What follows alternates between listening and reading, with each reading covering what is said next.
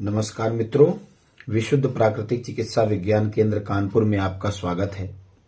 मैं doctor R के शुक्ला। जैसा कि त्रिदोष विज्ञान के बाद हमने ऋतुचर्या पर अपने वीडियो अपलोड करना शुरू किए हैं। ऋतुचर्या हमारे जीवन के लिए परम उपयोगी है। किस ऋतु में हमें कैसे आहार विहार का सेवन करना चाहिए, किस ऋतु में कैसे आहार विहार को करके हम रोगों से मुक्ति पा सकते हैं, इस क्रम में हम आगे बढ़ते हैं। कल हमने अपने एक वीडियो के माध्यम से शिशिर ऋतु की चर्चा की थी। आज जो हम दूसरी ऋतु की चर्चा करने जा रहे हैं, शिशिर के बाद जिसका आगमन होता है, शिशिर के बाद बसंत का आगमन होता है, जो मार्च से अप्रैल का महीना माना जाता है। यानी कि अंतिम फरवरी से और मार्च अप्रैल ये जो मंथ माने जाते हैं, तो ये बसंत ऋतु के माने जाते हैं। बसंत ऋतु में जो संभावित रोग होते हैं वो कफ रिलेटेड बीमारियां होती हैं।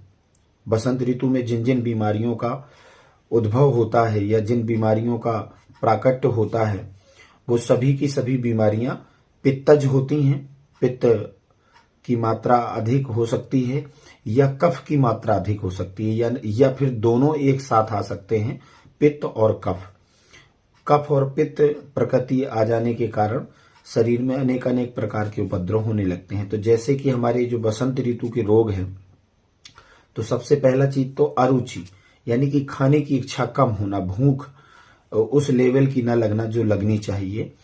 दमा, खांसी, बार बार जुखाम, गले में जो कफ होता है, रसन कफ होता है, वो गाढ़ा हो जाता है, जिससे गले में घरघराहट जैसी स्थितियां हो सकती हैं। सीने में जकड़न जैसी स्थितियां पैदा हो सकती हैं, यानी कि कफ रोग प्रकट होते हैं। बदन दर्द भी हो सकता है, बुखार जैसे लक्षण आ सकते हैं। और जैसे ही हम कफनाशक उपयोग करते हैं या कफनाशक आहार विहार करते हैं, तो हमारे शरीर में कफ का लेवल नीचे आने लगता है। तो जैसे हमारे ऋषियों ने कहा कि वमन कर्म जो है वो विशेषकर बसंत ऋतु में विशेष बताया गया है कि अगर हम वमन करते हैं तो हमारे सीने का जमा हुआ कफ निकल जाता है और बसंत के संभावित रोगों से हम बच जाते हैं। तो कुल मिलाकर के ये जितने भी रोग हैं, पेट में कीड़े बसंत ऋतु में अत्यधिक मात्रा में पड़ते हैं। तो पेट के कीड़ों की अगर व्यवस्था हम बसंत ऋतु में कर लेते हैं, तो गर्मियों में हम हैजा है, अतिसार जैसी स्थितियां हैं, यानी कि पलटी होना है, दस्त होना है, इन सभी चीजों से हम गर्मी में सुरक्षा पा जाते हैं। तो अब बात करते हैं कि बसंत ऋतु हमारे लिए इतनी उपयोगी है। बसंत ऋतु में हर जगह आनंद ही आनंद रहता है। आम की बौर आ जाती है, आम में फूल लग जाते हैं, चारों तरफ सरसों के फूल खिले होते हैं, बड़ा रंगीन मौसम होता है। और ऐसे समय में जो कफ दोष है वो कुपित अवस्था में होता है और उसी से रिलेटेड बीमारियां आ जाती हैं। अगर आपका स्वभाव या आपकी स्वाभाविक प्रकृति जो है वो वात प्रकृति है, अगर उसके साथ कफ ऐड हो जाता है तो वात कफज लक्षण आपके शरीर में आ सकते हैं। जैसे शरीर में जकड़न है, भारीपन है, बदन दर्द है, बुखार जैसी कंडीशन है, बार बार जुखाम जैसी कंडीशन है।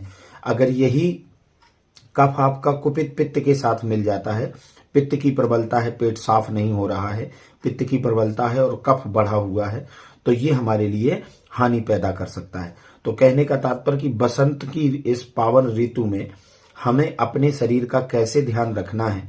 तो इस ऋतु में ज्यादातर कसैले स्वभाव के पदार्थों का सेवन करना चाहिए, रूखे भोजन का सेवन करना चाहिए। जैसे नीम है, हरड़ है, आंवला है, बहेड़ा है, इन सब चीजों का सेवन अगर हम करते हैं तो ये कसैले प्रभाव हमारे शरीर में कफ के लेवल को नीचे लाते हैं और कफ से कुपित होने वाली बीमारियों से हम बच जाते हैं।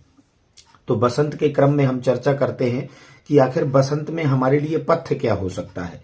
बसंत में हम ऐसे आहार विहार का सेवन करें जो हमारे लिए पथ्य बताया गया है। तो हमारे आचार्य कहते हैं कि जैसे ज्वार है, ज्वार की रोटी का सेवन करना चाहिए, बाजरे का सेवन करना चाहिए, मक्के का सेवन करना चाहिए, मूंग है, मसूर है, चने की दाल है, पालक है और मूली, धनिया, अदरक, चौलाई, गाजर, परवल, सरसों का साग, मेथी का साग इत्यादि हमें पथ्य के रूप में सेवन करने चाहिए।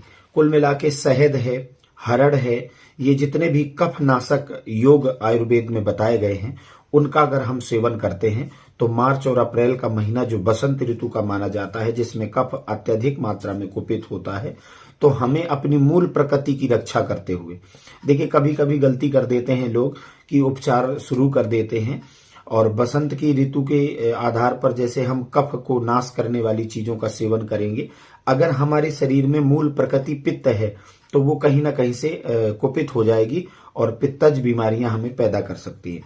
तो हमें बसंत ऋतु में कफ के कोप को तो शांत करना है, कफ नाशक औषधियों का सेवन करना है, कफ नाशक आहार विहार का सेवन करना है, लेकिन अपनी मूल प्रकृति की रक्षा करनी है। जैसे मूल प्रकृति आपकी वायु है तो वायु की रक्षा करनी है, हल्के चिकने द्रव्य लेते रहना है। इधर एल्कलाइन भोजन की ओर विशेष ध्यान देना है, क्योंकि बसंत का जो समय होता है उसके बाद ग्रीष्म ऋतु आना है, तो अगर हम एल्कलाइन भोजन लेते हैं तो कफ भी निष्कासित होगा, साथ ही साथ बॉडी का जो जमा एसिड होगा वो धीरे धीरे करके शरीर से बाहर होने लगेगा। अब इसमें बात आती है कि अगर कफ के रोग हमें परेशान कर रहे हैं, तो कफ के रोग अगर परेशान कर रहे हैं तो मैंने वैसे भी कहा कि गर्म पानी के साथ आप शहद का सेवन कर सकते हैं।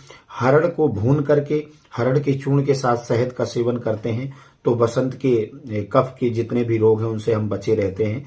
या ऐसे रूखे द्रव्यों का सेवन करते हैं, जैसे उपटन लगाना है शरीर में, शरीर की मालिश करना है, धूप अधिक मात्रा में लेना है, सुबह उठ करके ऊषा पान करना है, गुनगुना पानी पी करके हम पेट को साफ करें, कब्ज ना रहने दें, तो इन सब चीजों से हम बच सकते हैं। यानी कि बसंत के मौसम में व्यक्ति को व्यायाम पर विशेष जोर देना चाहिए, क्योंकि व्यायाम से कफ का लेवल नीचे आता है और कहीं ना कहीं से हम कफ जन्य बीमारियों से बच जाते हैं।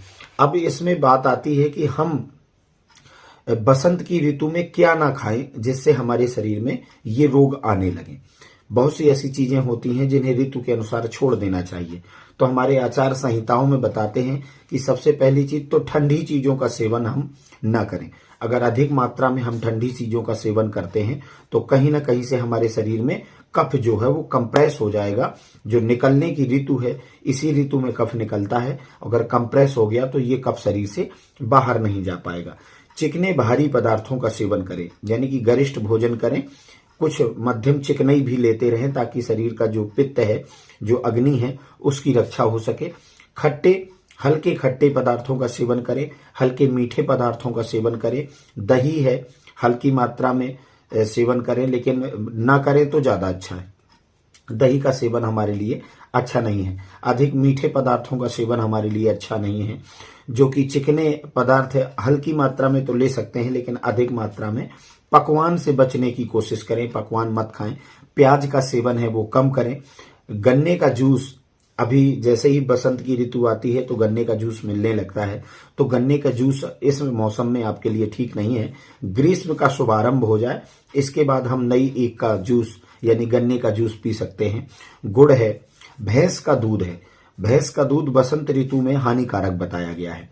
सिंघाड़े का आटा है, जैसे कोई लोग व्रत रहते हैं तो सिंघाड़े के आटे का यूज करते हैं, अहितकर माना जाता है। ज्यादातर बसंत ऋतु के मौसम में व्यक्ति को दिन में विहार नहीं करना चाहिए, दिन में विश्राम नहीं करना चाहिए।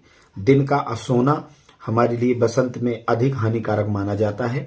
और व्यायाम की अगर हीनता रही तो हमारे शरीर में कफजन्य बीमारियां घटने का नाम नहीं लेंगी।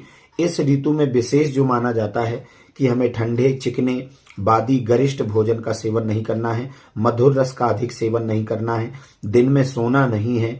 हमें ऐसे पदार्थों का सेवन करना है जो नेचर में एल्कलाइन हो और हमारे शरीर से कफ को निष्कासित करने का काम करें।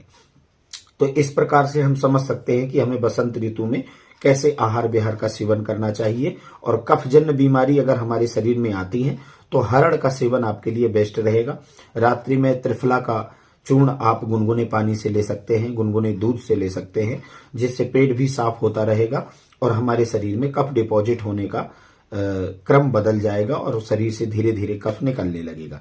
अगर बसंत ऋतु में कफ नहीं निकलता है तो गर्मी की ऋतु में वो अपने आप समन हो जाता है, लेकिन वही बरसात में कहीं ना कहीं से हमारे लिए हानिकारक साबित होता है। तो हमें इस ऋतु में अपने शरीर का इस प्रकार से ध्यान रखना है तो इसी प्रकार से हमारे साथ जुड़े रहें।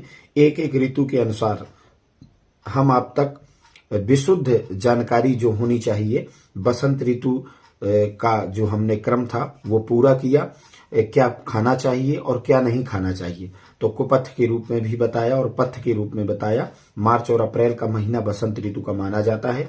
इस ऋतु में अपने शरीर में कफ जन्य बीमारियों से बचने के लिए इन उपायों को जरूर करें। अधिक जानकारी के लिए आप हमें ज्यादा से ज्यादा शेयर करें, ज्यादा से ज्यादा कमेंट के माध्यम से अपनी प्रॉब्लम हम तक शेयर करें और हमारे चैनल को ज्यादा से ज्यादा सब्सक्राइब करें। कोशिश हमारी ये रहेगी कि ऋषियों द्वारा प्रतिपादित विशुद्ध विज्ञान हमें स्वस्थ रहने का जो प्राप्त हुआ है वो आप तक घर घर पहुंचे। इसी उम्मीद के साथ हम आपसे विदा लेना चाहेंगे। अगले वीडियो में अगली ऋतु के अनुसार क्या खाना चाहिए, क्या नहीं खाना चाहिए, उसमें हम आपसे रूबरू होंगे। तब तक के लिए विदा चाहते हैं। नमस्कार।